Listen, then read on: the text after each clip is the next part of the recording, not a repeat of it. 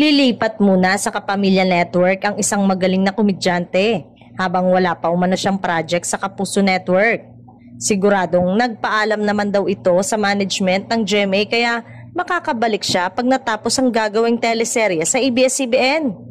Wala nang exclusive contract sa GMA Network ang nasabing komedyante kaya pwede siyang magpalipat-lipat kung saan may magandang offer.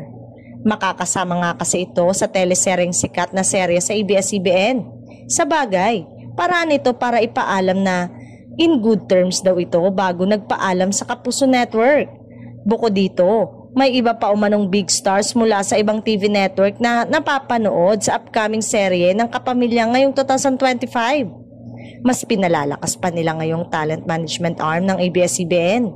Aside from yung mga big names na maaaring lumipat sa ABS-CBN, meron din umanong kapamilya na mapapanood rin sa GMA na hindi malabong mangyari dahil sa partnership ng ABS-CBN at GMA7 ngayon. Dahil sa dami ng mga bagong TV show na abangan natin, marami pa ring mga bagong mukhang ilulunsad.